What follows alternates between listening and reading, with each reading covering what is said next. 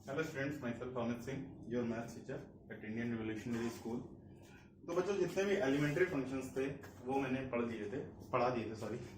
ठीक है, तो अब आप लोगों को क्या करना है बच्चों, जो एलिमेंट्री फंक्शन हो गए हैं तो अब जितने भी स्टेप वाइज डिफाइंड फंक्शन है, ठीक है ना, या हम बोलते हैं पीस वाइज डिफाइंड फंक्शन, उनकी स्टडी हमें करनी है। ठीक है बच्चों, तो आज की जो क्लास है बच्चों बेसिकली किसकी है, पीस वाइज डिफाइंड फंक्शन की।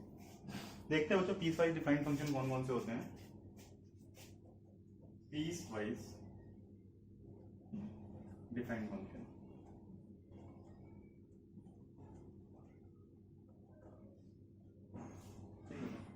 पीस वाइज डिफाइंड फंक्शन बच्चों देखते हैं कौन कौन से होते हैं। पीस वाइज डिफाइंड फंक्शन में बच्चों देखिए क्या होगा कि पहला फंक्शन जो आता है वो होता है बच्चों सिग्नम फंक्शन। ठीक है, सिग्नम फंक्शन। दूसरा फंक्शन होता है बच्चों greatest integer function, greatest integer function, जिसे बच्चों हम GIF के नाम से भी जानते हैं। ठीक है, तीसरा फंक्शन होता है बच्चों fractional part function, fractional part function. ठीक है, जिसे हम बच्चों FPF के नाम से भी जानते हैं, फ्रैक्शनल पार्ट फंक्शन। ठीक है, तो ये तीन फंक्शन होते हैं बच्चों। ठीक है, first one is signum function, second one is greatest integer function and third one is बच्चों फ्रैक्शनल पार्ट फंक्शन। ठीक है, तो ये तीन फंक्शन जो होते हैं ये तीनों पीस वाइज फंक्शन होते हैं, क्योंकि पीस वाइज डिफाइंड होते हैं। ठीक है, क्यों पीस वाइज बोला, अब ये चीजें आपको समझ में आएंगी। ठीक है, तो आइए बच्चों इसमें जो सबसे फर्स्ट पार्ट है दैट इज सिग्नम फंक्शन, इसकी बात करते हैं।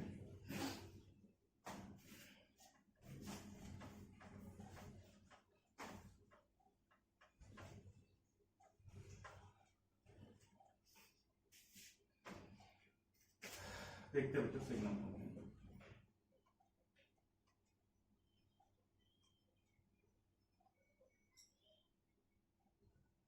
ठीक है, सिग्नम फंक्शन क्या होता है बच्चों, एक ऐसा फंक्शन बच्चों जो केवल तीन वैल्यू अडॉप्ट करता हो, that is +1, -1 and 0 is known as the signum function. ठीक है बच्चों, एक ऐसा फंक्शन जो केवल तीन वैल्यू अडॉप्ट करता हो, दैट इज +1, -1 एंड 0। ठीक है, एक ऐसा फंक्शन जिसके आउटपुट में केवल तीन वैल्यू आती हूँ, +1, -1 and 0 is known as the signum function. ठीक है ना, तो f(x) इज इक्वल टू बच्चों एक ऐसा फंक्शन जो तीन वैल्यू अडॉप्ट करता हो, दैट इज -1, 0 एंड 1। ठीक है, -1 for all negative values of x, ठीक है, 0 for 0 and 1 for x greater than 0, मतलब पॉजिटिव वैल्यू। ठीक है, एक ऐसा फंक्शन जो सारी नेगेटिव वैल्यूज के लिए -1 देता हो आउटपुट, सारी पॉजिटिव वैल्यूज के लिए +1 देता हो आउटपुट, और 0 पे 0 आउटपुट देता हो, ऐसे फंक्शन को हम बच्चों सिग्नम फंक्शन बोलते हैं। ठीक है, अब देखिए बच्चों क्या है कि इसके एग्जांपल देखते हैं। ठीक है, इसके एग्जांपल कौन कौन से होते हैं बच्चों, एक एग्जांपल बच्चों होता है इसका f(x) is equal to mod of x -1 upon, ठीक है, mod of x upon x कर दीजिए आप, इसे ज्यादा बेटर है, mod of x upon x। ठीक है, when x is not equal to 0 and 0 when x is equal to 0, आप ये बोल सकते हैं बच्चों। ठीक है, ये एक एग्जांपल है बच्चों इसका। देखिए जब x 0 नहीं है तो बच्चों मॉडुलस क्या होता है, पॉजिटिव क्वांटिटी होती है, तो न्यूमरेटर तो ऑलवेज पॉजिटिव रहेगा। अगर x पॉजिटिव रहेगा तो ऊपर नीचे कैंसिल आउट हो जाएगा, 1 आ जाएगा। अगर x नेगेटिव होगा तो ऊपर नीचे कैंसिल आउट होकर -1 आ जाएगा। ठीक है ना बच्चों, इसका एक एग्जांपल ये होता है बच्चों, mod x upon x when x is not equal to 0 and 0 when x is equal to 0। ठीक है बच्चों, एक और एग्जांपल बच्चों इसका बना सकते हैं। ठीक है, f(x) is equal to another example x upon mod x। ठीक है, जब x 0 नहीं है एंड 0 जब x 0। ठीक है, वही बात है बच्चों, मॉडुलस तो हमेशा पॉजिटिव रहने वाला है। ठीक है, अब x क्या बोलते हैं, डिपेंड करेगा, अगर ये पॉजिटिव है तो 1 आंसर आएगा, और अगर ये नेगेटिव है तो -1 आएगा आंसर। ठीक है ना भाई, x अगर नेगेटिव होगा तो सपोज ऊपर नीचे कैंसिल आउट होगा, -1 आ जाएगा। x अगर पॉजिटिव है तो ये तो डिनोमिनेटर तो हमेशा पॉजिटिव ही रहना, मॉड लगा हुआ है। ठीक है ना बच्चों, तो ये क्या आ जाएगा हमारे पास पॉजिटिव +1। तो देखिए कई बुक्स में क्या होता है, देखिए एनसीईआरटी में तो सही दिया हुआ है। ठीक है ना, एनसीईआरटी में तो दिया हुआ है कि सिग्नम फंक्शन जो होता है वो ऐसा फंक्शन जो केवल तीन वैल्यू अडॉप्ट करता हो, that is -1, 0 and 1 is known as the signum function. ठीक है, -1 for all negative values, 0 for x is equal to 0 and 1 for all positive values of x, ठीक है। अब ऐसे फंक्शन को हम क्या बोलते हैं बच्चों, सिग्नम फंक्शन। लेकिन कुछ बुक्स है बच्चों उसमें इनको सिग्नम फंक्शन बोला गया, नहीं, these are the example of the signum function, ठीक है, they are not the signum function, ठीक है, they are the example of signum function, ठीक है। अगर ये पूछे कि भाई किसको रिप्रेजेंट कर रहा है तो हम बोल सकते हैं कि सिग्नम फंक्शन को रिप्रेजेंट कर रहा है। लेकिन if someone is asking about the definition of the signum function, then the definition of the signum function is this only, ठीक है ना। A function which adopt only 3 values, that is -1, 0 and 1, -1 for all negative values of x, 0 for x is equal to 0 and 1 for all positive values of x is known as the signum function, ठीक है बच्चों। ये इसे हम बोलते हैं signum function, ठीक है बच्चों। These are the examples of the signum function, ठीक है। अब इसका ग्राफ देखते हैं बच्चों कैसा बनेगा।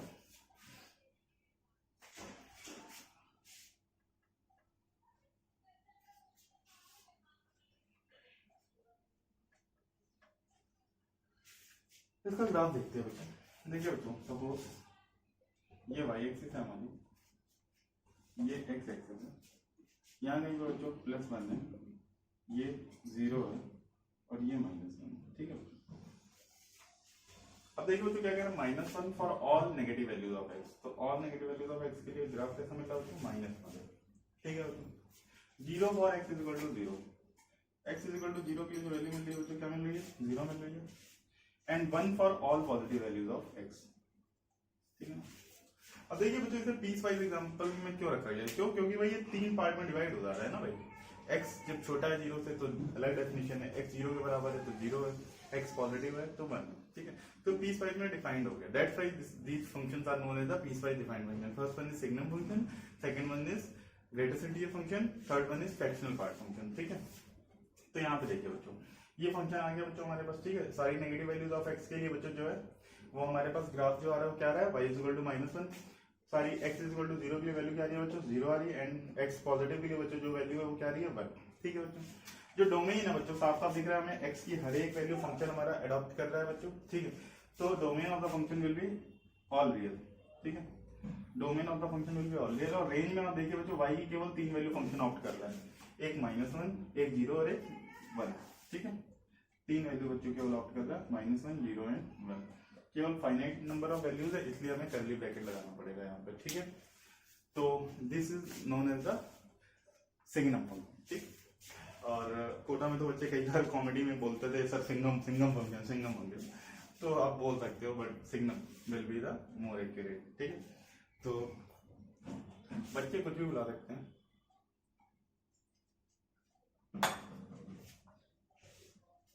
आइए बच्चों एक दो एग्जांपल्स को और देखते हैं।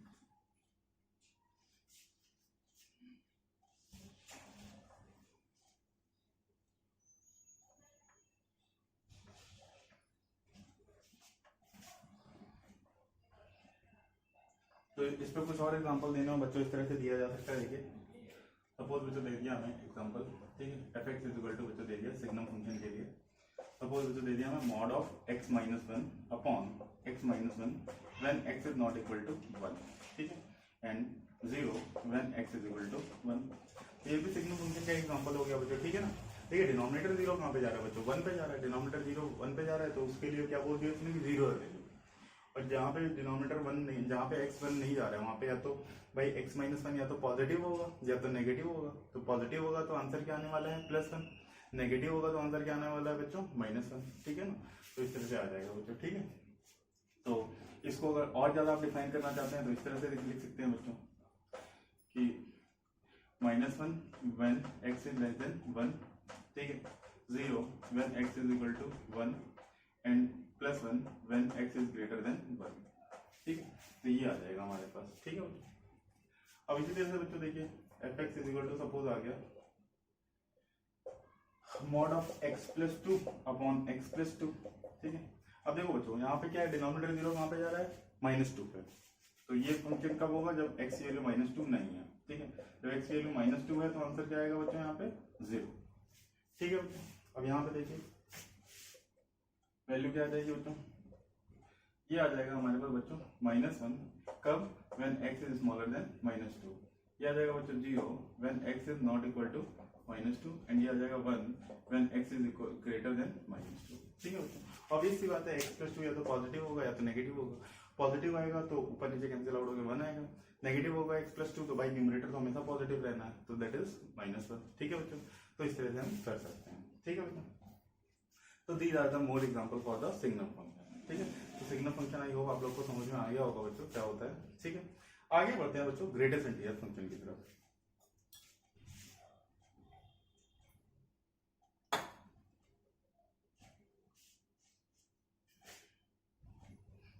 ठीक है बच्चों, और कुछ फंक्शन देखते हैं।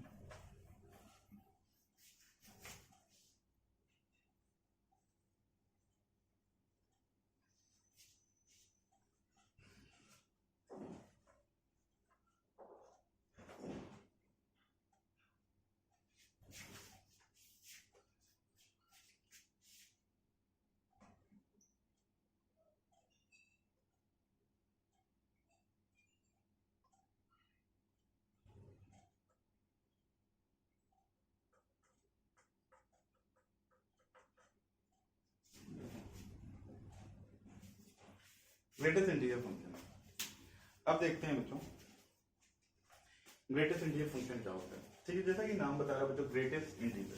ठीक है, तो पहली बात तो बच्चों इसकी रिप्रेजेंटेशन की बात करते हैं। ठीक है ना, तो इसको रिप्रेजेंट इस तरह से करते हैं बच्चों, fx is equal to greatest integer part of x। ठीक है, आपको ये स्क्वायर ब्रैकेट की तरह नजर आ रहा होगा, बिल्कुल सही बात है बच्चों। अनटिल अनलेस क्वेश्चन में ये मेंशन ना हो कि this bracket represent greatest integer function, you have to consider it as a bracket only.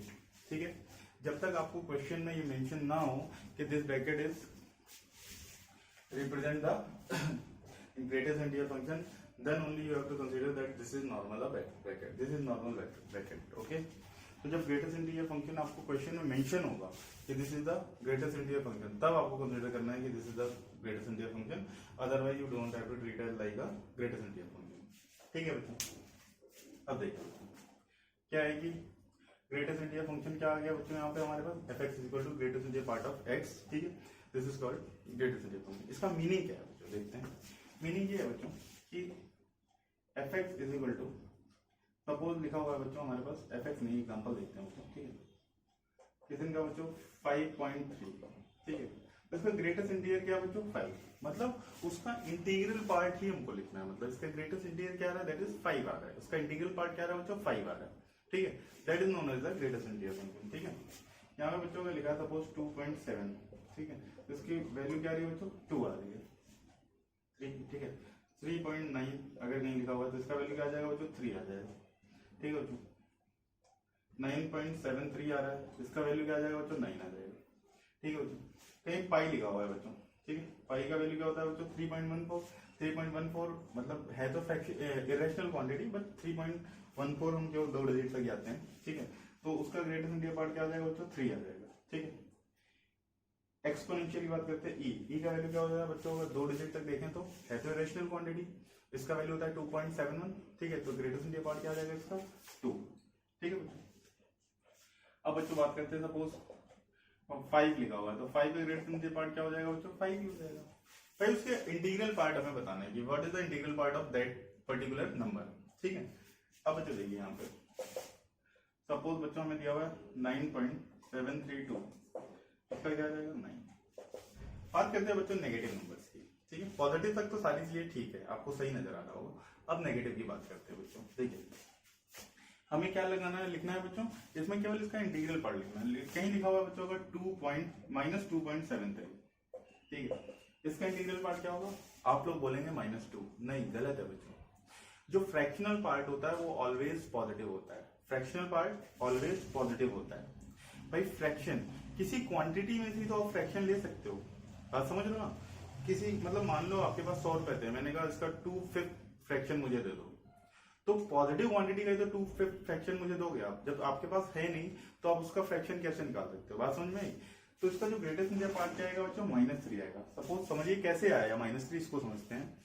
इसमें बच्चों क्या है हमारे पास -2.753 है, इसका मतलब बच्चों ये लिखा हुआ है -3.0, ये इसका इंटीग्रल पार्ट है, ये इसका इंटीग्रल पार्ट है। ठीक है, और इसका जो फ्रैक्शनल पार्ट है बच्चों वो है 0.27। ठीक है, 0.27। जब इन दोनों को आप ऐड करोगे, ठीक है, ये हो गया इसका बच्चों इंटीग्रल पार्ट, ये हो गया इसका फ्रैक्शनल पार्ट। अब जब आप ऐड करोगे तो ये बनता है -2.73।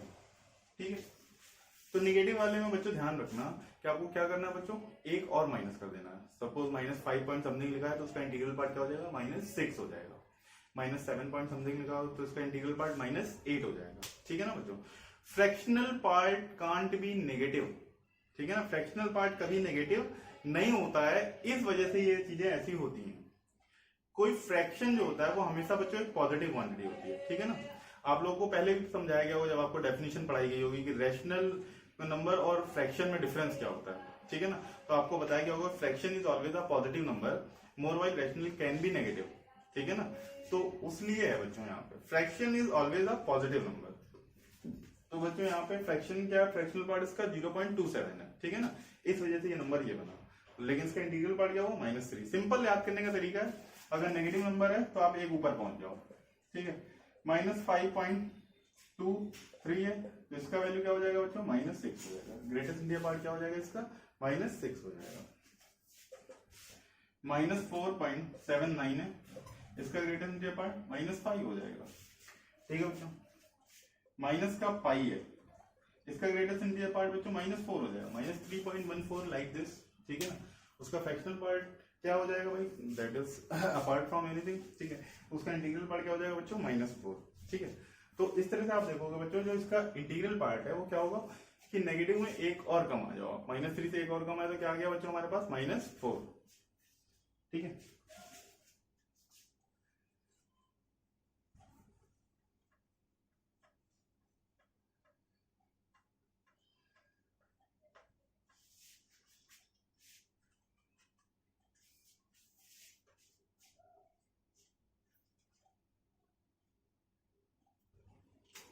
देखिए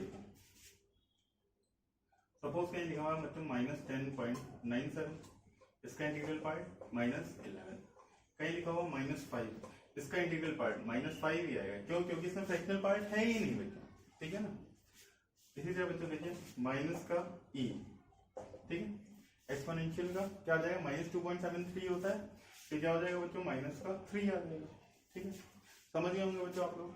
ठीक है, तो इस तरह से बच्चों हम लोग करते हैं। ठीक है, तो पॉजिटिव के लिए बच्चों क्या करेंगे हम, एज इट इज बाई 2.73 है तो उसका पॉजिटिव पार्ट क्या होगा, पॉजिटिव इंटीग्रल पार्ट क्या होगा, 2 हो जाएगा। वहां डायरेक्ट आ जाएगा, -2.73 होगा तो उसका इंटीग्रल पार्ट क्या हो जाएगा बच्चों, -3। ये थोड़ा सा आपको ध्यान देने वाली बात है। ठीक है बच्चों, ये थोड़ा सा आप लोग दिमाग में रखिएगा। ठीक है, कुछ प्रॉपर्टीज देखते हैं इसकी तो और ज्यादा क्लियर हो जाएगा बच्चों।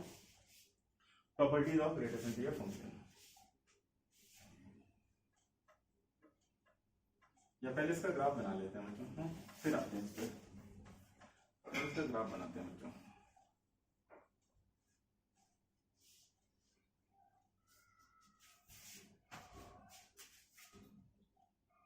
Graph of greatest integer function, फिर ग्राफ बना लेते हैं। ठीक है बच्चों, तो ये वही एक्स है,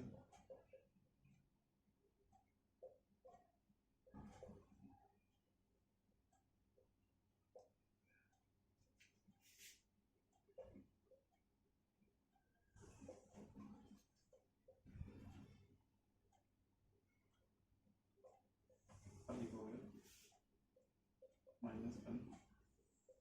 -2 -3 -4 -1 -2 -3 ठीक है। अब देखिए बच्चों, यहाँ से मैं स्टार्ट करता हूँ। मतलब कोई क्वांटिटी 0 से 1 के बीच में, अगर 1 नहीं है, ठीक है ना, 0 से 1 के बीच में, तो बच्चों 0.2 तो उसका इंटीग्रल पार्ट भी क्या होगा बच्चों, 0। 0.4 होगा तो भी उसका इंटीग्रल पार्ट क्या होगा बच्चों, 0। 0.6 होगा तो भी उसका इंटीग्रल पार्ट क्या होगा बच्चों, 0। 0.99 होगा तो भी उसका इंटीग्रल पार्ट क्या होगा बच्चों, 0 ही होगा। तो ऑब्वियस सी बात है 0 से लेके 1 तक का जो ग्राफ मिलने वाला है बच्चों वो हमें क्या मिलने वाला है, 0। ठीक, क्लियर है बच्चों। 0 से 1 तक में देखिए 0.1 पे भी इंटीग्रल पार्ट क्या आ रहा है, 0 आ रहा है। 0.2 में भी इंटीग्रल पार्ट क्या आ रहा है बच्चों, 0 आ रहा है। 0.3 में भी बच्चों इंटीग्रल पार्ट क्या आएगा, 0 ही आएगा, ऑब्वियस सी बात है। 0.4 में भी बच्चों जो इंटीग्रल पार्ट आएगा वो 0 ही आएगा। 0.5 में भी इंटीग्रल पार्ट 0 ही आएगा। ठीक है, 0.99 तक इंटीग्रल पार्ट क्या आएगा, 0 आएगा। जैसे ही 1 हुआ वैल्यू क्या होगी बच्चों, 1। तो देखिए 1 पे मैंने क्या कर दिया बच्चों, ओपन कर दिया, तो 1 पे वैल्यू क्या आई बच्चों, 1 आई। फिर बच्चों 1 से 1.999 तक वैल्यू क्या आएगी बच्चों? 1 ही आएगी। 1 पे वैल्यू 1 है, 1.1 पे वैल्यू 1 आएगी, 1.2 पे ग्रेटर देन पार्ट 1 आएगा, 1.7 पे ग्रेटर देन पार्ट 1 ही आएगा, 1.99 पे भी ग्रेटर देन पार्ट 1 ही आएगा। लेकिन जैसे ही 2 हुआ ग्रेटर देन पार्ट क्या हो जाएगा बच्चों? 2 हो जाएगा। ठीक है, इसी तरह बच्चों इसे इस तरह से आता है। ठीक है, ये 3 हो गया, ये 4 हो जाएगा। इसी तरह बच्चों 4 से 5 के लिए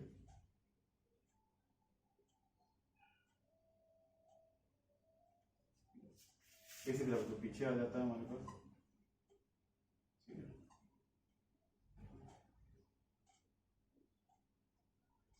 देखिए -1 और -2 के बीच में कोई क्वांटिटी है, जैसे -1.7 है तो -1.7 का ग्रेटेस्ट पार्ट क्या आएगा बच्चों? -2। देखिए -2 आ रहा है। -1.3 का ग्रेटेस्ट पार्ट क्या आएगा? -2, -2 ही आ रहा है। जैसे ही -1 हुआ, -1 में ग्रेटेस्ट पार्ट क्या हो जाएगा बच्चों? -1। -0.5 greatest part -1, -0.1 greatest part -1।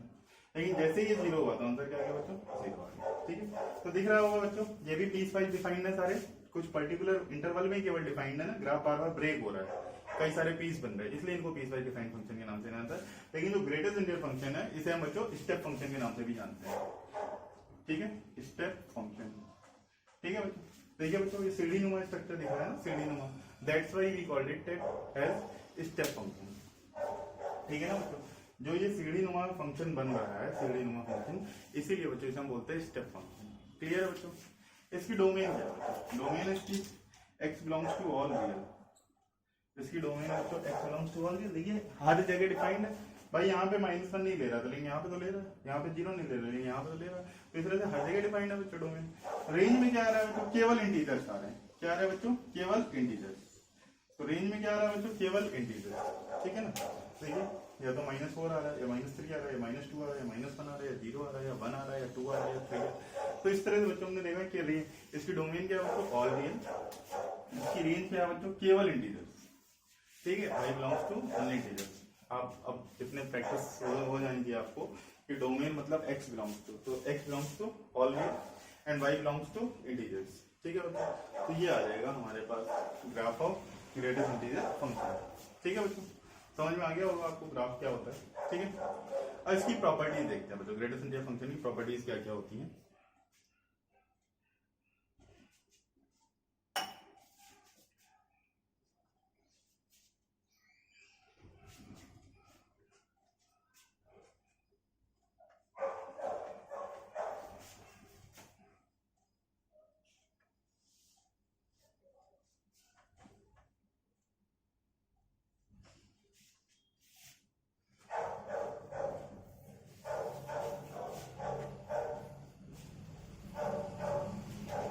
Properties of greatest integer function.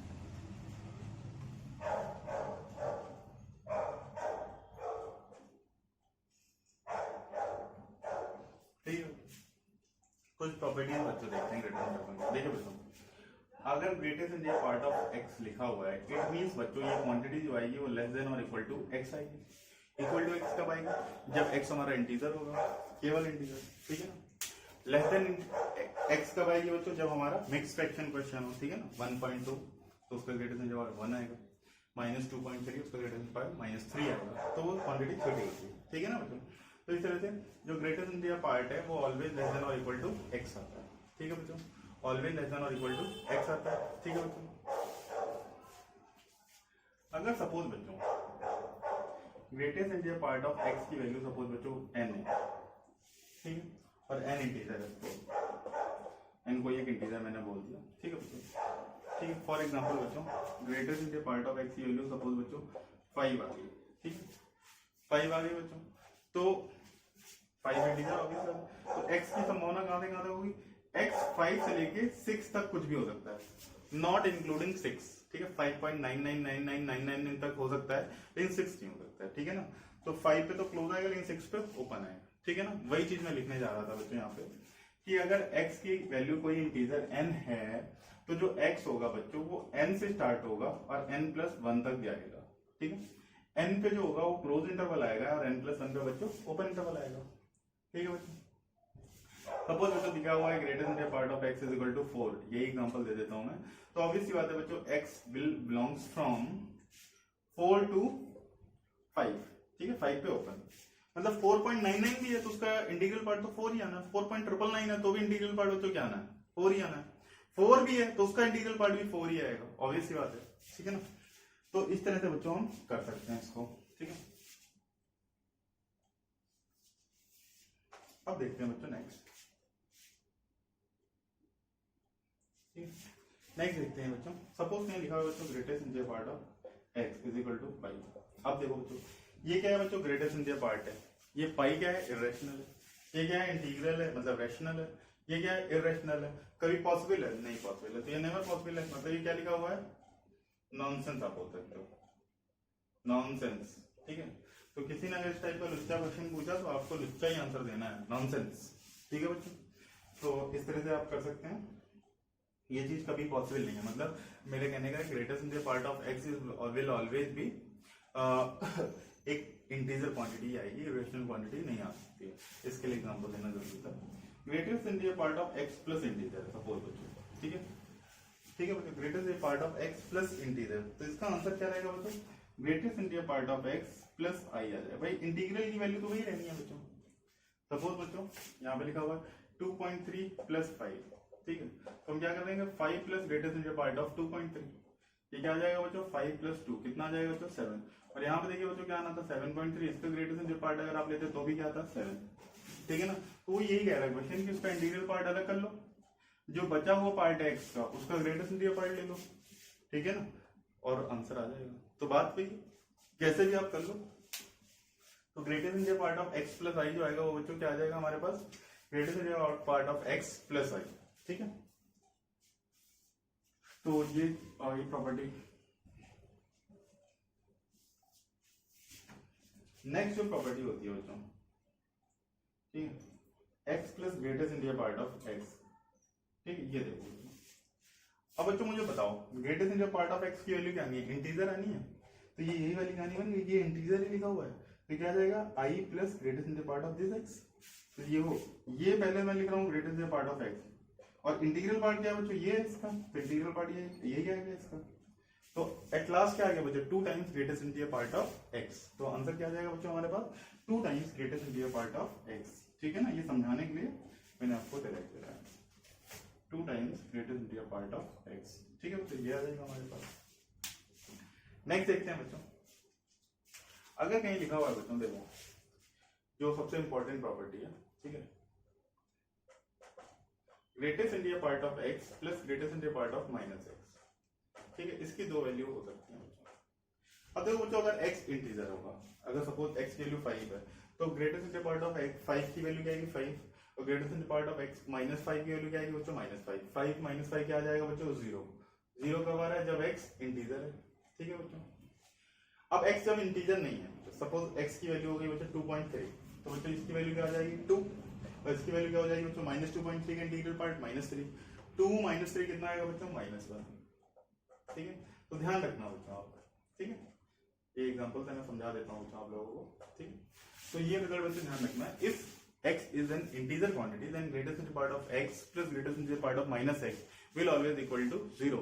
If x is not an integer then greatest integer part of x plus greatest integer part of minus x will always be -1, ठीक है बच्चों। यहाँ पे देखिए बच्चों एक example देखते हैं बच्चों, एक बार x की वैल्यू हमने ले लिया बच्चों, सपोज 4 ले ली, तो ग्रेटेस्ट इंटीजर पार्ट ऑफ 4 क्या आएगा बच्चों 4 आएगा, plus greatest integer part of -4 क्या आएगा -4 आएगा, तो क्या आ गया बच्चों 4 -4, ये क्या आ गया 0, देखिए इंटीजर ये। एक बार बच्चों जो हमने x की वैल्यू 2.7 ले लिया सपोज, तो greatest integer part of 2.7 plus greatest integer part of -2.7, ठीक है बच्चों। 2.7 का ग्रेटेस्ट इंटीजर पार्ट क्या हुआ बच्चों 2, -2.7 ग्रेटेस्ट इंटीजर पार्ट क्या हुआ बच्चों -3, ठीक है ना, ये क्या आ गया -1 आ गया, तो यहाँ से वैल्यू क्या आ गई बच्चों -1 आ गई, ठीक है। तो ये देखिए, तो वही बोल रहा था मैं कि if x is an integer then greatest integer part of x plus greatest integer part of minus x will be 0. If x is not an integer then greatest integer part of x plus greatest integer part of minus x will be equal to -1, ठीक है बच्चों, ये चीज हमारे पास आ जाएगी,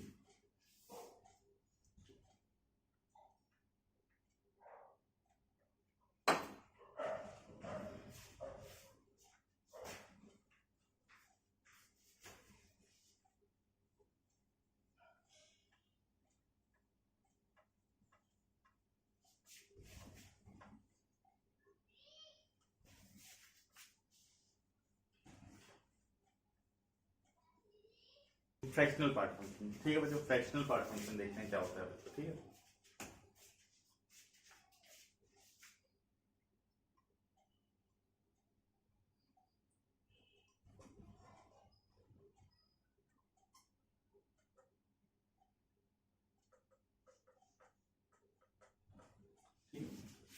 fractional part function, इसमें हमें क्या करना है बच्चों, देखिए फ्रैक्शनल पार्ट फंक्शन में बच्चों में क्या करना है, बेसिकली कोई भी नंबर x है बच्चों, सपोज कोई भी नंबर x है बच्चों, तो बेसिकली होगा क्या, उसमें एक इंटीग्रल पार्ट होगा, एक फ्रैक्शनल पार्ट होगा। भाई सपोज 2 है, तो 2 में उसका इंटीग्रल पार्ट क्या हो गया 2, फ्रैक्शनल पार्ट क्या हो गया बच्चों 0। 2.7 है, तो इंटीग्रल पार्ट क्या हो गया बच्चों 2, फ्रैक्शनल पार्ट क्या हो गया 7। ठीक है, तो फ्रैक्शनल पार्ट अगर हमें निकालना है यहाँ से, तो फ्रैक्शनल पार्ट अगर हमें निकालना है बच्चों, तो हम क्या करेंगे x माइनस आई कर देंगे। ठीक है ना, x में से उसका इंटीग्रल पार्ट माइनस कर देंगे, और फ्रैक्शनल पार्ट को हम रिप्रेजेंट यहाँ पे कैसे करते हैं बच्चों, इससे करली ब्रैकेट ऑफ x से। फिर वही बात मैं बताऊंगा यहाँ पे, अनटिल अनलेस क्वेश्चन में मेंशन ना हो कि this represent a fractional part function, you have to consider it as a curly bracket only. ठीक है, until and unless it is not, ठीक है, मेंशन्ड इन द क्वेश्चन। ठीक है, और आप greater than the part of x को इससे रिप्रेजेंट करते हो, तो आप इस तरह से आप डिफाइन कर सकते हो फ्रैक्शनल पार्ट फंक्शन को, x minus greater than the part of x। ठीक है ना बच्चों, तो आई होप आपको समझ में आ रहा होगा। ठीक है, तो आपका बच्चों ये आ गया फ्रैक्शनल पार्ट फंक्शन। ठीक है, fx is equal to fractional part of x, ये होता है फ्रैक्शनल पार्ट फंक्शन। ठीक है, यहाँ पे लिखा हो रहेगा हर जगह this represent fractional part function. ठीक है बच्चों, एंड जो फ्रैक्शनल पार्ट ऑफ x आएगा बच्चों, वो कैसे आएगा, x में से आप उसका इंटीग्रल पार्ट माइनस कर देंगे। ठीक है, इंटीग्रल पार्ट माइनस कर देंगे। ठीक है, तो ये आ जाता है आपके पास। ठीक है, this thing you have to remember, क्या करना है, x में से उसका इंटीग्रल पार्ट माइनस कर देना है। ठीक है, अच्छा ये डेफिनेशन में इस पे स्ट्रेस क्यों दे रहा हूँ, ये थोड़ी देर बाद आपको बात पता चलेगी, जहां पे इरेशनल क्वांटिटी आएगी वहां पे चीजें आपको क्लियर होंगी बच्चों। देखिए फॉर एग्जांपल बच्चों कहीं लिखा है फ्रैक्शनल पार्ट ऑफ 2.7। ठीक है, तो हमें पता चल गया बच्चों उसका फ्रैक्शनल पार्ट क्या है 0.7, x में से उसका इंटीग्रल पार्ट हटा दिया। ठीक है बच्चों, फ्रैक्शनल पार्ट ऑफ 3.9 क्या आ गया बच्चों 0.9, फ्रैक्शनल पार्ट ऑफ 5.99 क्या आ गया बच्चों 0.99। ठीक है, फ्रैक्शनल पार्ट ऑफ बच्चों हमने पूछा 7, इसका फ्रैक्शनल पार्ट क्या हो गया 0, इसमें फ्रैक्शनल पार्ट है ही नहीं क्योंकि 7 is an integer quantity only. ठीक है ना बच्चों, तो यहाँ पे आ गया 0। इसी तरह बच्चों किसी ने पूछा फ्रैक्शनल पार्ट ऑफ 2.89, तो इसका फ्रैक्शनल पार्ट क्या हो जाएगा बच्चों 0.89। ठीक है, यहाँ तक चीजें क्लियर चल रही थी, यहाँ पे तक कोई दिक्कत नहीं थी हमें। ठीक है ना, अब दिक्कत कहाँ शुरू होगी, यहाँ पे इरेशनल क्वांटिटी आएगी। देखिए क्या है बच्चों फ्रैक्शनल पार्ट ऑफ पाई। ठीक है, अब देखो बच्चों पाई क्या है, इरेशनल नंबर है। इरेशनल नंबर क्या होते हैं बच्चों, ना तो टर्मिनेट होते हैं, ठीक है, और ना तो रिपीट होते हैं, नाइदर टर्मिनेटिंग नॉन रिपीटिंग, इसे हम फ्रैक्शनल पार्ट कहते हैं बच्चों, सॉरी इरेशनल नंबर बोलते हैं, नाइदर टर्मिनेटिंग नॉन रिपीटिंग। तो अब देखिए बच्चों क्या है हमारे पास कि फ्रैक्शनल पार्ट तो एग्जैक्ट तो हम निकाल नहीं सकते, लेकिन फ्रैक्शनल पार्ट हमें पता है भाई डेफिनेट होता है। तो डेफिनेट कैसे निकालेंगे बच्चों, यहाँ पे इसमें x में से क्या करेंगे उसका इंटीग्रल पार्ट माइनस कर देंगे। ठीक है, तो इसके लिए बच्चों ये चीज मैंने आपको बताई थी। ठीक है, डेफिनेशन पाई में से आप इसका इंटीग्रल पार्ट माइनस कर दीजिए, पाई माइनस 3। बात समझ में आई बच्चों आपको। अब इसका फ्रैक्शनल पार्ट आ गया, भाई एग्जैक्टली हमें बताना है ना कि कितना आ रहा है, समझ में आया ना। आप 0.14 केवल नहीं लिखते हो, that is the approximate value of the pi, that is 3.14, not the exact value of pi. So if you have to write the fractional part of pi, then you will write it as a pi minus its integer part. Integer part is 3, so pi minus 3 will be its answer. ठीक है बच्चों, इसी तरह बच्चों देखिए आप exponential के लिए भी यूज कर सकते हैं। 2.73 लाइक इस तरह से होती है बच्चों क्वांटिटीज की। ठीक है, तो इसमें क्या होगा बच्चों, फिर से आपको वही चीज करनी पड़ेगी, आपको क्या करना पड़ेगा बच्चों e minus 2 x minus it's integral part, x में से उसका इंटीग्रल पार्ट आप माइनस कर दीजिए। ठीक है ना बच्चों, तो ये आई होप समझ में आ रहा होगा बच्चों आप लोग को। ठीक है, कहीं लिखा होगा जो फ्रैक्शनल पार्ट ऑफ 10, तो फ्रैक्शनल पार्ट ऑफ 10 क्या आ जाएगा बच्चों 0। तो इसमें जो बच्चों समझने वाली चीज थी वो ये दो एग्जांपल ही समझने वाले थे कि अगर इरेशनल क्वांटिटी आ गई then what will we do. ठीक है ना, अगर इरेशनल क्वांटिटी आ गई तो हम क्या करेंगे। ठीक है। तो उस केस में ध्यान रखिएगा बच्चों, अगर इरेशनल क्वांटिटी आ गई तो आप डायरेक्टली क्या करेंगे, उसका इंटीग्रल पार्ट माइनस करके लिख देंगे। ठीक है। अब बात करते हैं बच्चों नेगेटिव नंबर जब आएगा, ठीक है, -2.57 ये लिखा है बच्चों, सपोज बच्चों ये लिखा है -2.57, ठीक है। इसका इंटीग्रल पार्ट क्या है बच्चों, -3, ठीक है ना, ध्यान होगा, अभी पढ़ाया थोड़ी देर पहले। इंटीग्रल पार्ट हुआ बच्चों इसका -3, इसका फ्रैक्शनल पार्ट तुरंत हमारे दिमाग से आंसर है 0.57, नहीं बच्चों अभी बताया था मैंने थोड़ी देर पहले, इसका फ्रैक्शनल पार्ट क्या है 0.43 है। कैसे आया, हाउ इट कम्स, ये यहां से आता है बच्चों, x minus it's integral part, देखिए -2.57, ठीक है, में से हमें क्या करना है, इसका इंटीग्रल पार्ट माइनस करना, minus of its integral part, integral part क्या है बच्चों -3 है, ठीक है। तो देखिए माइनस माइनस क्या हो गया बच्चों +3, तो क्या हो गया माइनस माइनस +3, 3 - 2.57 क्या गया बच्चों 0.43। बात समझ में आई बच्चों, मतलब आप अगर 1 में से ये क्वांटिटी हमेशा सब्ट्रैक्ट कर दोगे नेगेटिव नंबर के केस में, तो आपको क्या मिल जाएगा, फ्रैक्शनल पार्ट।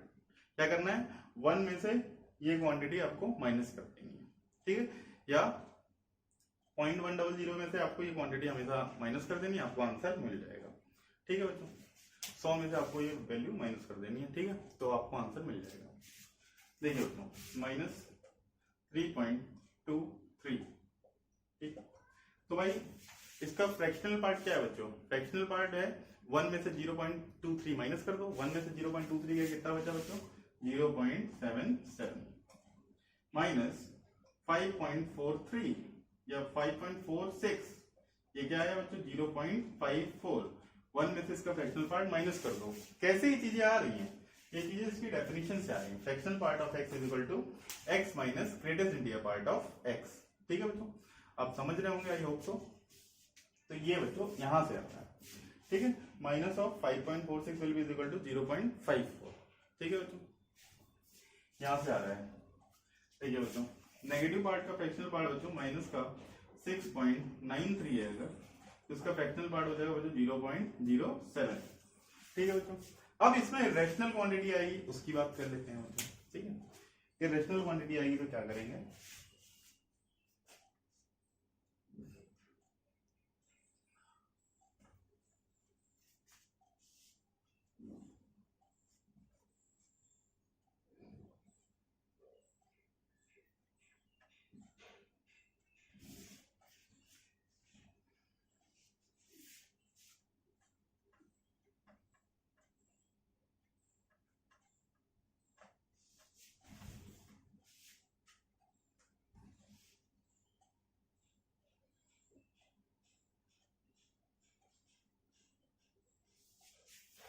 अब देखते हैं बच्चों। सपोज बच्चों दिया हुआ है हमें -5, ठीक है, अब तो ये रैशनल क्वांटिटी हो गया। हमने फ्रैक्शनल पार्ट के बच्चों डेफिनेशन क्या पढ़ी भाई, fractional part of x is equal to x minus greatest integer part of x। ठीक है ना बच्चों, तो अब देखो बच्चों माइनस का पाई लिखा हुआ है, ठीक है, तो हमें क्या करना है भाई, ये हो जाएगा माइनस का पाई, माइनस का माइनस पाई का ग्रेटेस्ट इंटीजर पार्ट, तो क्या हो जाएगा बच्चों -पाई, और माइनस पाई का ग्रेटेस्ट इंटीजर पार्ट क्या होगा बच्चों माइनस का 4, तो ये क्या हो गया बच्चों -पाई माइनस माइनस प्लस का 4, तो आंसर क्या आ गया बच्चों 4 minus pi. This will be answer. Basically क्या बोला था, उसके ऊपर का 1 करके आपको माइनस करना था, लेकिन ये तो इरेशनल नंबर है, तो ये हो जाएगा बच्चों 4 माइनस पाई। ठीक है बच्चों, समझ में आया कैसे किया, ये समझ लीजिए बच्चों। ठीक है ना, -पाई का इंटीजर पार्ट अभी हमने निकाला है, ग्रेटेस्ट इंटीजर फंक्शन में क्या आ रहा था -4। ठीक है, एक और एग्जांपल देखते हैं बच्चों, इसी से मिलता है -e। ठीक है, -e क्या आएगा, देखो बच्चों वापस से फ्रैक्शनल पार्ट ऑफ x क्या है हमारे पास भाई, x minus greatest integer part of x। ठीक है, तो फ्रैक्शनल पार्ट ऑफ -e क्या होगा बच्चों -e minus greatest integer part of -e, तो क्या हो जाएगा -e minus greatest integer part of -2.73, इसका माइनस इंटीग्रल पार्ट क्या आया था बच्चों -3 आया था, तो क्या आ गया बच्चों -e प्लस 3, तो आंसर क्या आ जाएगा बच्चों 3 माइनस e। ये हो गया हमारा आंसर, क्या आ गया 3 minus e, that will be our answer. ठीक है ना, तो इस तरह से आप कर सकते हैं चीजों को मैनेज। ठीक है बच्चों, तो ये इतनी सी बात थी बच्चों। ठीक है, इसमें अगर मान लो सपोज किसी ने दे दिया -5, तो इसका इंटीग्रल पार्ट बच्चों 0 ही है। ठीक है, कोई दिक्कत की बात नहीं है। तो आपको जो बेसिकली फ्रैक्शनल पार्ट में बच्चों दिक्कत आने वाली थी वो कहाँ पे आने वाली थी, इरेशनल क्वांटिटीज में। ठीक है, तो इरेशनल क्वांटिटीज में मैंने बच्चों चीजें आपको एक्सप्लेन कर दी हैं। ठीक है, कि भाई कैसे हम प्रोसीड करेंगे। ठीक है, अब बात करते हैं बच्चों आगे इसके ग्राफ की, फ्रैक्शनल पार्ट फंक्शन के ग्राफ की, और फिर आएंगे बच्चों इसकी प्रॉपर्टीज पे। ठीक है,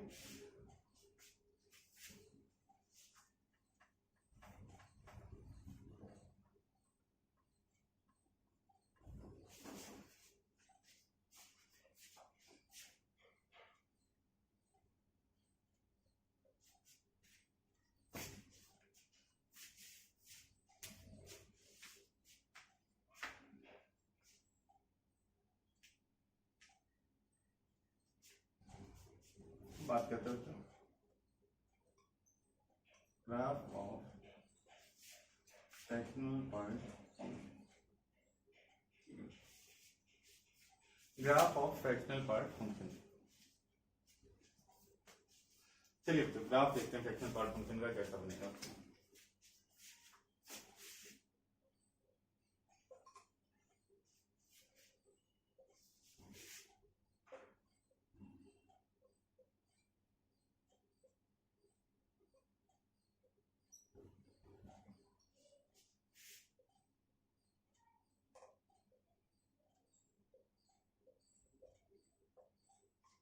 पहले बच्चे यहां बैठते हैं।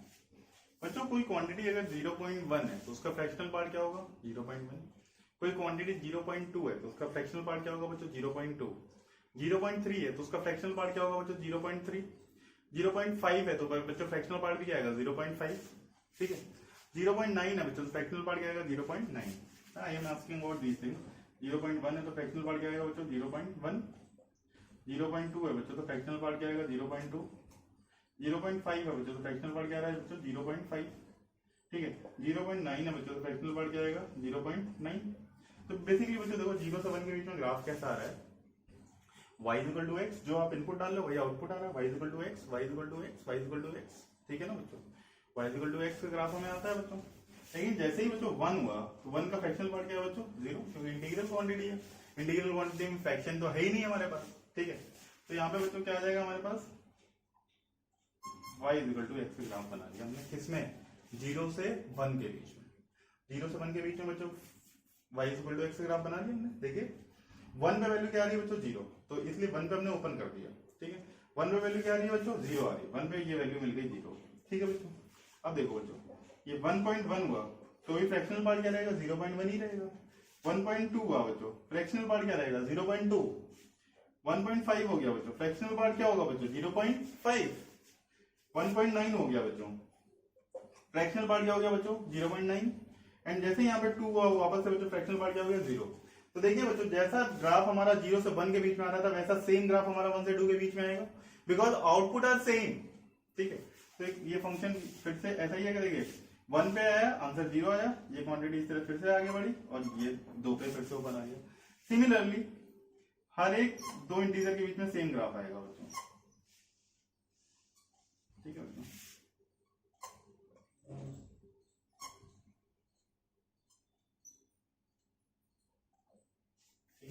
ये आ गया बच्चों हमारे पास ग्राफ। ठीक है, ये ग्राफ आता है बच्चों हमारा फ्रैक्शनल पार्ट फंक्शन का। ठीक है बच्चों, ग्राफ समझ में आ गया होगा, ये होप सो आप लोगों को। देखिए इनपुट में क्या है बच्चों, सारी की सारी वैल्यूज आ रही है भाई, हम कोई भी वैल्यू डाल सकते हैं, 5.73 डाल सकते हैं, 7.74 डाल सकते हैं, कोई वैल्यू डाल सकते हैं। तो इनपुट में देखिए बच्चों सारी वैल्यू आ रही है, x belongs to all here. भाई 1 नहीं यहाँ पे लिया, यहाँ पे तो ले लिया, 2 यहाँ पे नहीं लिया, 2 यहाँ पे तो ले लिया।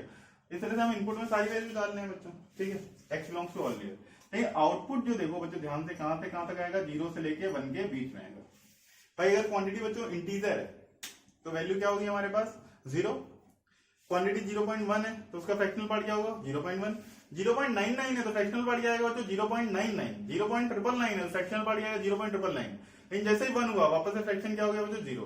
तो कभी फ्रैक्शन पार्ट बच्चों 1 नहीं हो सकता, तो 1 पे ओपन है। रेंज कहां से कहां तक है बच्चों, 0 से 1 तक। देखिए 1 पे ओपन है हर जगह, देखिए 1 पे ओपन कर दिया बच्चों ग्राफ हमने। ठीक है ना, कहीं भी वैल्यू 1 नहीं जा रही है, ओपन है हर जगह। ठीक है ना बच्चों, बात समझ में आ रही है आपको। तो then the graph of the fractional part function will be lying in the y axis from 0 to 1। ठीक है बच्चों, ये 0 से 1 के बीच में ही लाई करेगा, इसके अलावा कुछ भी नहीं हो सकता इसमें। ठीक है, तो आई होप ग्राफ क्लियर होगा बच्चों। ठीक है, तो आपको डोमेन और रेंज ध्यान रखना है। डोमेन क्या है, ऑलरेडी रेंज क्या है 0 से 1, ऑब्वियस है, फ्रैक्शन है, फ्रैक्शन मैक्सिमम कितना हो सकता है 0.99999 हो सकता है, 1 नहीं हो सकता कभी, तो 1 पे ओपन, और फ्रैक्शन ऑलवेज एक पॉजिटिव है तो 0 से स्टार्ट होगा। ठीक है ना बच्चों, तो range of the fraction will from 0 to 1। अब आता है बच्चों प्रॉपर्टीज देखते हैं, properties of fractional part function.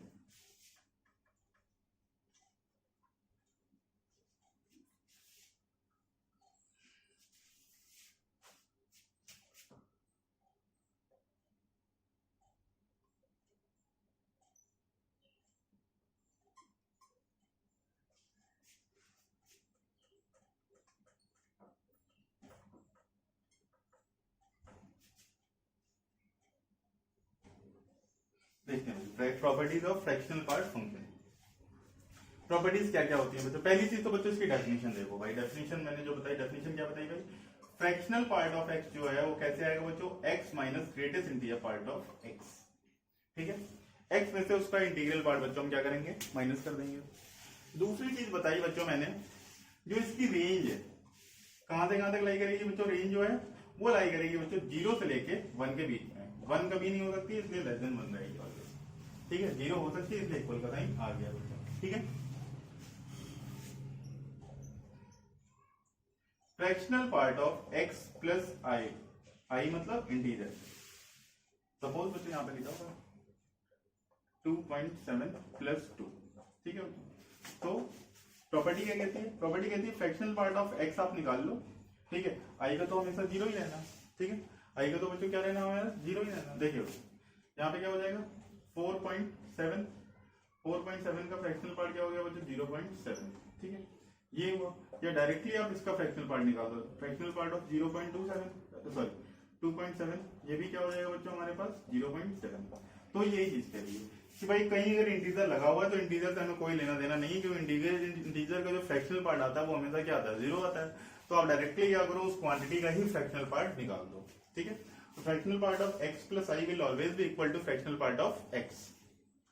ठीक है बच्चों, अब देखो बच्चों कहीं पे अगर दिया हुआ बच्चों fractional part of x is equal to 0। ठीक है, अगर कहीं दिया हुआ बच्चों fractional part of x is equal to 0, इसका कंक्लूजन आप क्या निकाल सकते हो, इसका कंक्लूजन यही रहेगा बच्चों कि जो x होगा ये हमेशा इंटीजर ही होगा। इंटीजर होगा तभी तो भाई फ्रैक्शनल पार्ट ऑफ x की वैल्यू 0 होगी। भाई 5 होगा तभी तो फ्रैक्शनल पार्ट 0 आएगा, 10 होगा तभी तो फ्रैक्शनल पार्ट 0 होगा, 12 होगा तभी तो फ्रैक्शनल पार्ट 0 होगा, -3 होगा तभी तो फ्रैक्शनल पार्ट 0 होगा। ऑब्वियस सी बात है बच्चों। ठीक है,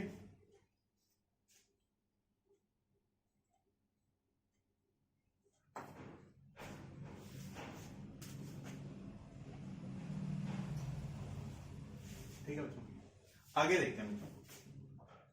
अगर कहीं लिखा है बच्चों greatest integer part of fractional part of x, इसकी वैल्यू हमेशा 0 होगी।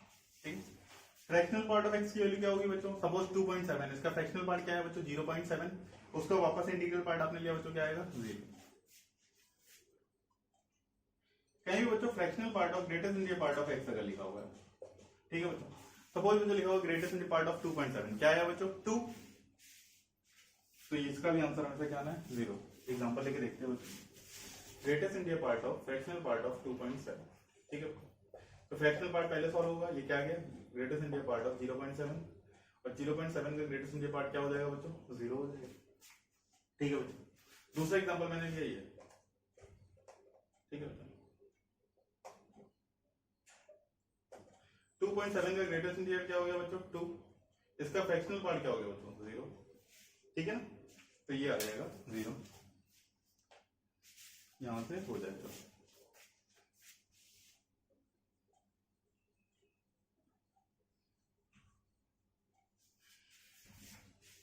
चलो ठीक है बच्चों, तो ये बात आपको समझ में आनी चाहिए। ठीक है बच्चों, तो आपको पहले क्या समझ आएगा कि fractional part of greatest part of x will B 0 and greatest part of fractional part will also be 0। अब बच्चों यहाँ पे देखिए, जैसा हमने वहां पे एक रिजल्ट निकाला था वैसा ही यहाँ पे एक रिजल्ट आता है, जो मोस्ट इंपोर्टेंट रिजल्ट है बच्चों, fractional part of x plus fractional part of -x। ठीक है बच्चों, fractional part of x and fractional part of -x। देखिए एक्स बच्चों अगर हमारा इंटीजर है, दो चीजें हो सकती हैं, या तो एक्स इंटीजर होगा या तो नहीं होगा। एक्स इंटीजर है, एक एग्जांपल ले लिया 5 ले लिया बच्चों, fractional part of 5 plus fractional part of -5, ठीक है बच्चों। तो ये देखिए फ्रैक्शनल पार्ट ऑफ 5 भी बच्चों आएगा 0 और यहाँ से भी 0 आएगा, ऐड करेंगे तो आपको क्या मिलने वाला है 0। तो ये आएगा बच्चों 0 कब, जब एक्स इंटीजर है आपके पास, ठीक है बच्चों। अब आपने लिया बच्चों एक्स इंटीजर नहीं है, जब एक्स इंटीजर नहीं है आपके पास, तो बच्चों आपने लिया suppose fractional part of 5.2 plus fractional part of -5.2, x की वैल्यू आपने बच्चों 5.2 ले ली। अब बच्चों देखो यहाँ से फ्रैक्शनल पार्ट इसका क्या आ रहा है 0.2 आ रहा है, और यहाँ से फ्रैक्शनल पार्ट क्या आ रहा है बच्चों 0.8 आ रहा है। 1 में से 0.2 माइनस करिए क्या आ रहा है 0.8, तो आउटपुट क्या आ रहा है बच्चों 1, ठीक है ना। तो यही चीज बतानी थी बच्चों, ये हमेशा इन दोनों का सम 0 आएगा कब, जब एक्स इंटीजर होगा, और 1 आएगा कब, जब एक्स इंटीजर नहीं होगा, ठीक है। This will be the answer, this will be the result, ठीक है, एंड द इंपॉर्टेंट रिजल्ट, ठीक है। क्योंकि कभी भी बच्चों जब भी क्वेश्चन में क्या होता है ना, कई बार फ्रैक्शनल पार्ट ऑफ -x डाल देता है, ठीक है ना। तो फ्रैक्शनल पार्ट ऑफ -x जब भी आप सॉल्व करोगे definitely you will get confuse, so you have to use the result from this, ठीक है। एक केस आप बनाओगे जब x हमारा इंटीजर है, तो fractional part of x will be equal to minus time fractional part of x, और एक केस आप बनाओगे जब x हमारा इंटीजर नहीं है, तो minus time fractional part of -x will be equal to 1 minus fractional part of x, वहां से होगा ये क्वेश्चन सॉल्व, ठीक है। चलिए आई होप बच्चों आपको आज जो मैंने 3 फंक्शन पढ़ाए, पहला फंक्शन हमारा सिग्नम फंक्शन या सिंघम फंक्शन भी आप बोल सकते हो, ठीक है। दूसरा ग्रेटेस्ट इंटीजर फंक्शन और फ्रैक्शनल पार्ट फंक्शन क्लियर हुआ, ठीक है बच्चों। तो ये बच्चों बहुत ही इंपॉर्टेंट टॉपिक्स हैं, आप चाहे तो बच्चों इसे कम से कम 2 बार समझ लेना, इस वीडियो को प्लीज आप लोग कम से कम 2 बार रिपीट कर लेना। These are the very important topic. देखिए मैं फंक्शन पे इतना जोर इसलिए दे रहा हूं बच्चों, बिकॉज जितना भी +2 का कैलकुलस है, all calculus apart from matrices determinant and vector 3D all depend on the function only, ठीक है ना। जितना भी कैलकुलस है वो सारा फंक्शन पे बेस्ड है, मतलब फंक्शन आएगा तब आप कैलकुलस कर पाओगे। तो अगर आप 2 चैप्टर ही छोड़ दो, वेक्टर 3D और मैट्रिसेस डिटर्मिनेंट, तो इसके अलावा जितना पार्ट है वो कैलकुलस ही है। कैलकुलस तभी आप कर पाओगे जब आपको इसका बेसिक्स पता होंगे। बेसिक्स क्या है हमारा, फंक्शन। जितने variety of types of function आपको पता होंगे उतनी जल्दी आप कैलकुलस में महारत हासिल कर पाओगे, ठीक है। आइए बच्चों इस पे greatest integer function of fractional part function पे बेस्ड एक क्वेश्चन करते हैं अच्छा सा।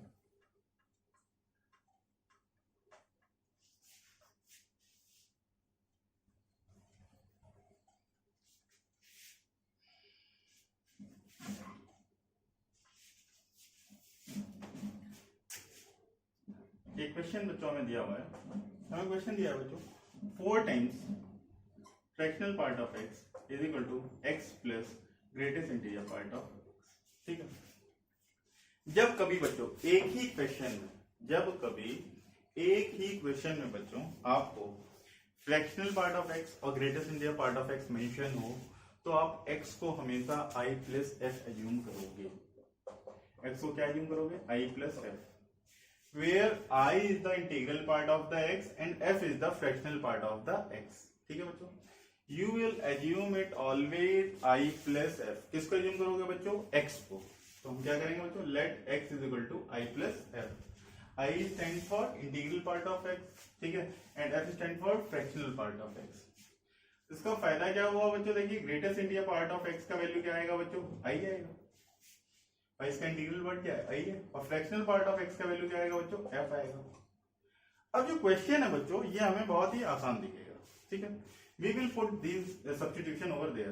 तो क्वेश्चन क्या बना बच्चों, क्वेश्चन बन गया बच्चों 4 times fractional part of x is equal to i plus f plus greatest integer part of x क्या है, i है, ठीक है। देखिए इसकी जगह मैंने f यूज किया, इसकी जगह i प्लस f यूज किया, इसकी जगह i यूज किया। देखिए बच्चों क्या है आपके पास, 4f minus f is equal to 2i, ठीक है बच्चों। ये आया 2i का वैल्यू क्या आ गया बच्चों, हमारे पास 3f आ गया।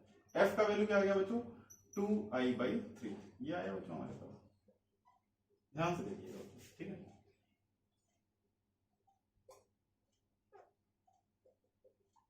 Three f is equal to 2i, तो f का वैल्यू क्या आ गया बच्चों, 2i/3 आ गया, 2 टाइम्स इंटीग्रल पार्ट अपॉन 3। तो मतलब हमने क्या किया बच्चों, यहाँ पे फ्रैक्शन पार्ट और इंटीग्रल पार्ट में एक सोल्यूशन ढूंढ लिया, ठीक है बच्चों।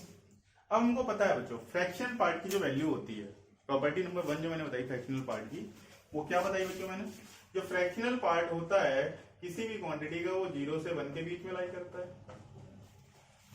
ठीक है ना बच्चों। फ्रैक्शनल पार्ट जो किसी क्वांटिटी का होता है बच्चों वो 0 से 1 के बीच में लाई करता है। और हमने रिजल्ट क्या निकाला है बच्चों, फ्रैक्शनल पार्ट की वैल्यू किसके बराबर है, 2i/3 के बराबर है। तो 2i/3 will lie from 0 to 1, ठीक है बच्चों। 3 एक पॉजिटिव क्वांटिटी है, मैंने क्रॉस मल्टीप्लाई कर दिया, तो 0 से जब मल्टीप्लाई करेंगे तो 0 हो जाएगा बच्चों, और 1 से जब मल्टीप्लाई करेंगे तो 3 हो जाएगा बच्चों, ठीक है। तो इंटीग्रल की वैल्यू कहां से कहां तक लाई कर रही है बच्चों, 0 से लेके 3 के बीच में, ठीक है ना बच्चों।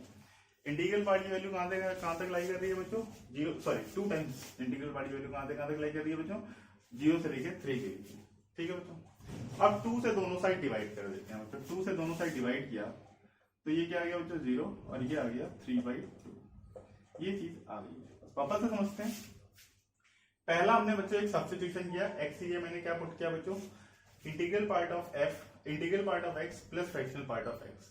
फिर बच्चों मैंने एक सब्स्टिट्यूशन यूज किया कि भाई ग्रेटेस्ट इंटीजर पार्ट को हम i लिखेंगे और फ्रैक्शनल पार्ट ऑफ x को f लिखेंगे, और हम इसको बच्चों इक्वेशन में पुट कर देंगे। इक्वेशन में पुट करेंगे, वापस से सॉल्व करेंगे, और हमारे पास ये रिजल्ट बन गया बच्चों f = 2/3i। But we know one result, always आपको यही रिजल्ट यूज करना है जब भी इस टाइप के आपको मिक्स क्वेश्चन आएंगे। फ्रैक्शनल पार्ट ऑफ x की वैल्यू जो है बच्चों वो 0 से 1 के बीच में लाई करती है। आपने क्या किया, इसे 0 से 1 के बीच में लाई करा दिया। अब देखिए बच्चों 3 का हम क्रॉस मल्टीप्लाई कर सकते हैं, 3 का हमने क्रॉस मल्टीप्लाई कर दिया, 2 से डिवाइड करना था 2 से डिवाइड कर दिया। अब बच्चों इंटीजर्स बताइए जो 0 से 3/2 के बीच में लाई करते हो, 0 and 1। भाई इंटीजर्स क्या क्या हो सकते हैं बच्चों जो 3/2 से 0 के बीच में लाई करते हो, दैट इज 0 and 1। तो इंटीग्रल की दो वैल्यूज आ गई बच्चों 0 and 1। क्या ये बात सबको क्लियर है, ये बात सबको क्लियर है, ठीक है। देखिए इंटीग्रल पार्ट कहां से कहां तक लाई कर रहा है बच्चों, 0 से लेकर 3/2 के बीच में लाई कर रहा है। 3/2 से पहले इंटीजर क्या होगा भाई, 1 होगा। तो 0 से 3/2 के बीच में दो इंटीजर लाई कर रहा है, 0 and 1, ठीक है। अब बच्चों i की वैल्यू आपके पास आ गई, f की वैल्यू आप यहां से निकाल लोगे। f की वैल्यू क्या है बच्चों, 2/3 टाइम्स i। तो ये क्या हो गया बच्चों, यहाँ से जब 0 आपने डाला, व्हेन i = 0, तो f की वैल्यू क्या हो गई बच्चों, 0 हो गई। व्हेन i = 1, तो f की वैल्यू क्या हो गई बच्चों, 2/3 आ गई नहीं आ गई, ठीक है बच्चों। आपका आंसर क्या है बच्चों, x है, x ही तो हमें पता करना है। x क्या है हमारा बच्चों, i + f, integral part plus fractional part. तो देखिए बच्चों आंसर क्या हो गया बच्चों, इसके दो आंसर आए बच्चों, ठीक है। तो यहाँ से बच्चों i + f क्या है, यहाँ से i + f आ गया बच्चों 0, ठीक है ना, 0 + 0 will be 0। और यहाँ से i + f क्या आ गया बच्चों, 1 + 2/3, एलसीएम लो, तो क्या आ गया बच्चों 5/3।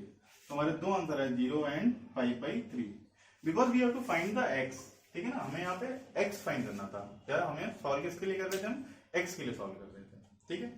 तो ध्यान रखना बच्चों, जब कभी आपको x fractional part of x, ठीक है, greatest integer part of x f, इसमें कोई रिलेशन मिले, जब कभी इस टाइप का क्वेश्चन मिले जिसमें एक ही क्वेश्चन में ग्रेटेस्ट इंटीजर और फ्रैक्शन पार्ट, या ग्रेटेस्ट इंटीजर और x, या फ्रैक्शनल पार्ट और x, ये तीन यूज हो रहे हो, तो आपको हमेशा x को एज्यूम करना है i + f, और उसके अकॉर्डिंगली हमें सॉल्व कर देना है, ठीक है ना भाई।